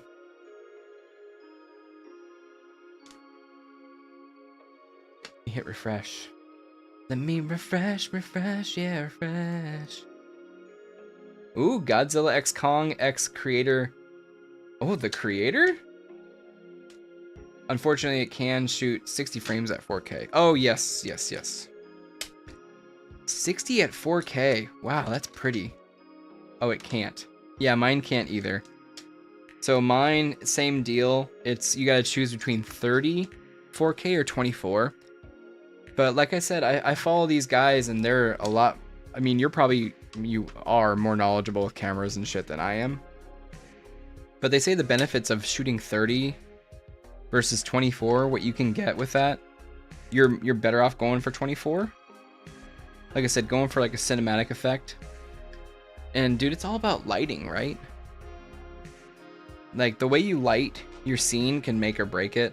There was a whole conversation I was in on Twitter about lighting. Someone didn't like how flat the lighting was, and then they showed different lighting in the same scene. And I'm like, yeah, but I kind of like the flat lighting too. I can pull it up too. It's kind of funny. Let's give this a watch. What do you say? Nope, that's the other camera. Alright, let's go. Pause the music. Pause the music. Gaming PC is on. Let's go. Let's go.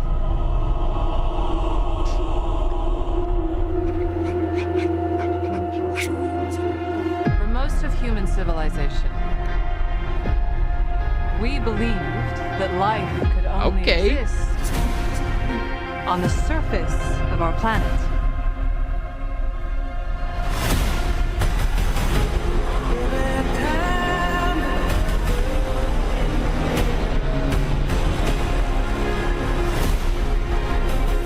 What else were we wrong about?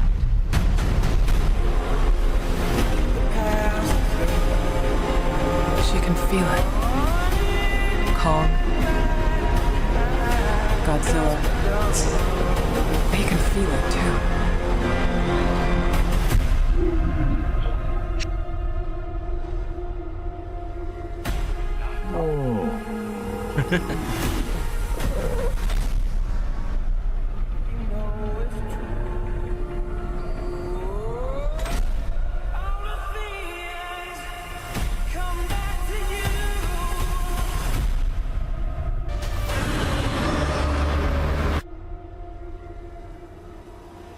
Something is coming. Something even they're afraid of.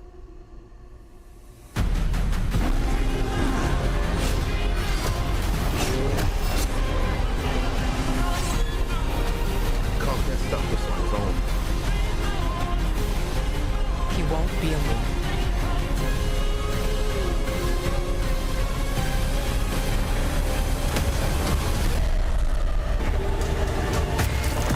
Now I have seen everything. Robot arm.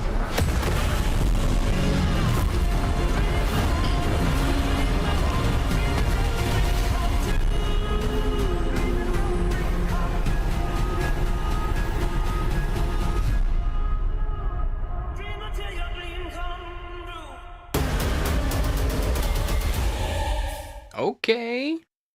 Very nice, dude. Creator style. Sick. Hell yeah. Fair use. Hell yeah. Very well done, dude. Hell yeah. You got that whole music mixing down, huh? Nice work. How long did that take you? You've been working on it the last couple days? A week? Getting all of it, dude, getting all of it time with the music must be a freaking mind blower, huh? Oh man. And do you 4K rip them? Oh no, detected. Hey, they detected your video. I'm getting demonetized. No, we're off of it. We're off of it. It was probably the music. It was probably the music. Yeah, last couple of days, my computer has been acting slow, but got it done. Hell yeah, dude. I'm sorry? No, dude, I'm not monetized. You're good. I'm not monetized.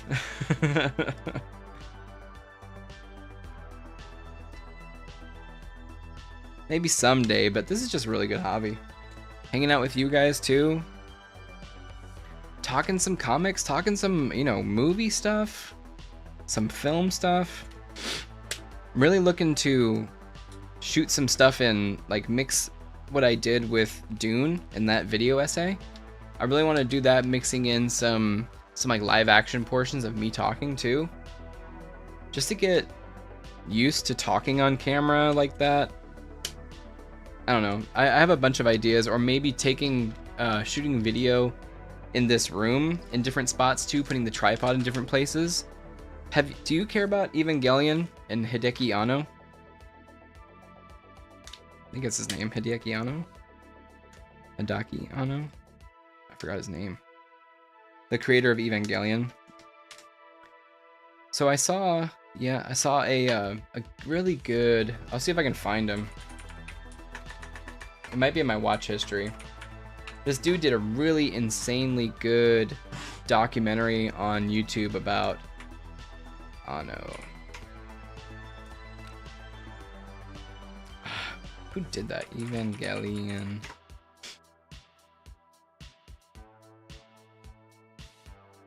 Oh, it's A-N-N-O. I'm dumb. A-N-N-O. Excuse me. Here it is. Dude. Props to this guy. This dude did, I didn't even finish it. I got a whole hour left. A 3 hour 15-minute video on the Hideki Anno problem. And I just want to show you some parts where he's cutting this part. He's cutting the like documentary part with him talking. It is an age of unending empires where the US is not their threat anymore. It's actually the Soviets, going back to a war from generations past. But Gunbuster leaves most of that on the cutting room floor. It's kill or be killed in the Sounds ultimate good, alien huh? invasion, who are almost clinical in their destruction of mankind. So it They kind had of a plan changes to do a too. It's like 30-minute here. sci-fi OVA, and the timing was perfect. The president of Bandai was looking to expand And then it that, changes to going back blue. to a war from generations past. And then he kind of moves But around his Gunbuster room as leaves the most video of that goes on the cutting on. room floor. It's kill or be. That sort of critique You can see him start of going crazy. Chidi's arbitrary sense of masculinity, even though that's something that the show is obviously questioning. The word man is also Arno's hands Here to his have to do it here's his himself. beard. It's So it getting was about longer and time he longer. put the old band So he's back working on it together for such a again. long It always time. felt guilty for not being able to reimburse. Like, that look at would him define starting. the foundation of the August. He's starting with that beard and he's ending with this beard. The story aligns with the aspirations of these young creators. Everything again than an Evangelion epilogue. So this video is it is by likely had many of the aspects of the rebuilds, Steve M. Although the audiences have changed, And he has an since the original amazing show, amazing times a day, video with this, which is the man. It's maximum great. times that you can get them in the I cinema, really am you know. getting kind of More influenced showings, more from him to set up some videos to get some lighting. Like I could totally have that this kind of setup over there showing all my books, and then move around the room, you know, take another part of the video from different things. It's making it visually interesting throughout the whole video versus me just talking here, which a lot of people do, but I just want to put a little bit more effort into it per se. No. Not saying I'm bored of sitting here in the chair, but it's just, you know, something different to do, I guess. And also learning more about shooting with my camera, experimenting with my camera, different lenses. How does the sound work? Do I put it on, do I actually use the lapel mic? It came with a lavalier mic. Or do I just put the microphone, you know, just on my shirt like I have been? You know, or is it a boom mic? Do I set up this microphone? You can set it up on my tripod. It has a screw. Do I put it above me and just talk into it, kind of thing? So there's a bunch of things I really do want to experiment with. And this dude, Steve M, I don't even know. Why does he have 783 downvotes? People are crazy. Hey, so his last, oh look, the Darkest Pinocchio adaptation. But this was for sure his largest video, 3 hours long, and you can tell it took a lot of time out of him. But I'm glad he did it. It is an amazing video. I'm gonna actually leave a, oh my god, wrong button. I'm gonna leave a comment on it saying amazing video. that's kind of what we want to do. I do have a new video essay I'm working on right now. I've been writing it since, God, I've been writing it since Sunday when I got inspiration to do it. And I haven't finished it. I want to. But I have to finish the written portion. I really do. A lot of people write a script and it sounds really fake. I literally write as if I'm talking. So it's not really, it's very fluid. It's very much so what I sound like. Versus, you know, talking to a camera like this. It's a video essay. I'm not going to be in frame for this one. It's going to be all edit. So I'm hoping to have it done by Sunday. Hoping to get the short video of my pull list edited tomorrow morning. And then I'll put that short up and put it probably on Instagram, TikTok, all that stuff too. We still have tape. This tape has lasted us a while. So get all that edited, get all that done, and we'll probably continue work on the script tomorrow morning. But really excited for this one. I've been seeing a lot of content kind of in the same vein, so I'm happy to see. And I'm getting fed content from years ago too about it, so I kind of want to put my own spin on it. And yeah, it's just something I've been thinking about. So Lewis, great work, dude. Great work. Why don't you post it on your Instagram or something?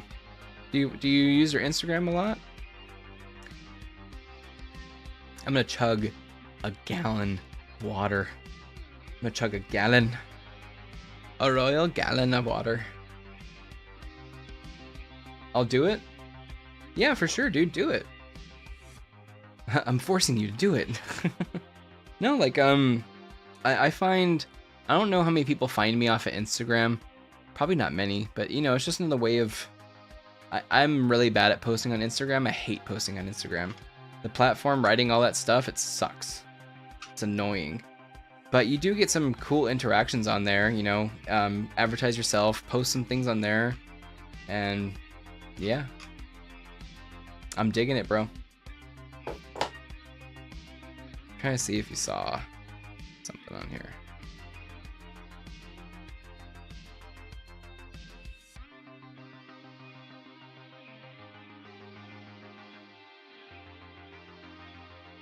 Oof. It was cool. I got a shout out finally. Not finally. That's sad to say. I got a shout out from the comics creator who I interviewed on the Saturday of WonderCon. It was cool, man. Really lit a fire under me. It was nice. He's a good dude. Royce Atkins. He's good. My girlfriend wants to review his book. So I may let her use my channel. That's cool. Yeah. Yeah, he's a cool dude. And hopefully he liked the video. I get nervous. I really got nervous when, you know, SG Blaze, she was gassing up my interview with her. I'm like, oh no, don't promote my video. And I really did. I kind of went all out for Royce. I feel bad because now I want to go back and redo SG Blaze's in the same like graphical sense that I did with him. I thought it was really cool. That was just something that I came up with the morning of. I think I was taking a shower and I'm like, oh, how do you do this? So I went in and tried to figure out how to do it really quick. And I use a lot of pre-made stuff. It's just to save time. It's just to save time. I wish I could go and hand make it all, but don't think I could do it.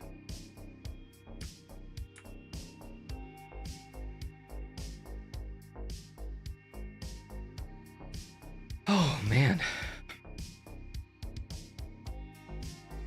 Yeah, hope she does. That'd be kind of funny to see. You may see a guest appearance on the channel, and that'd be fun. Anyways, Lewis, keep up the great work, dude. I hope that video was fun. That's the whole point. This stuff should be fun to make, you know? And I think I wonder how you feel. Do you like editing the most? Shooting the most? Because I could just sit and edit for days. You know what I mean? I could sit in this chair and edit for days. And I'm hoping that this new video I do that. Because this video needs to be edited really well. In my brain, I see it edited very well, you know? Oof. It's hot.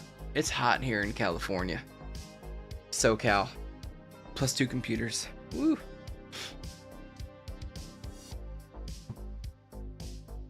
You like filming in general, but editing feels more me.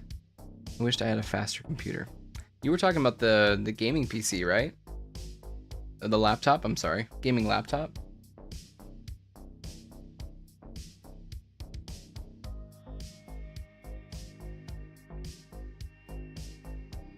Yeah. All in due time, my dude. All in due time. You just gotta plan for it, you know? Put it aside. Let's just say I did eat a lot of turkey sandwiches.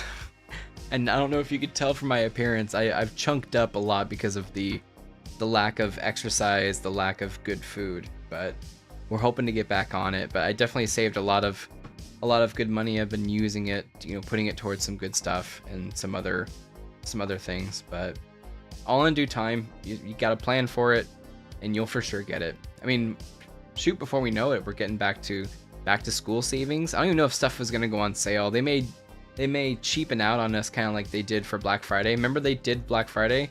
It was like on sale pricing, but then the on sale pricing was actually just the normal price because they jacked it up a week before, and then they said it was on sale. It was total scam. But all in due time, dude. Just keep an eye out for what you need, and yeah, you'll get it done.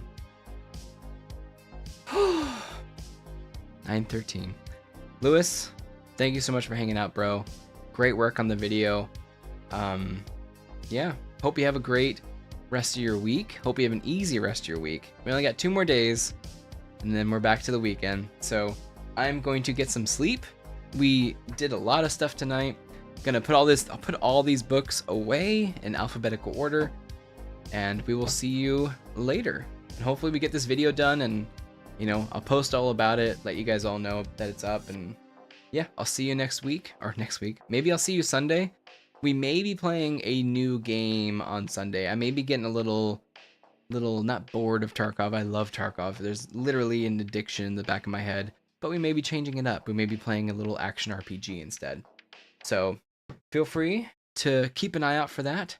And I thank you all for watching. Thank you, Lewis. Thank you, Brett.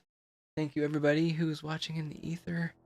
And I'm getting super duper tired, so we will see you on Sunday for the Pixel Space.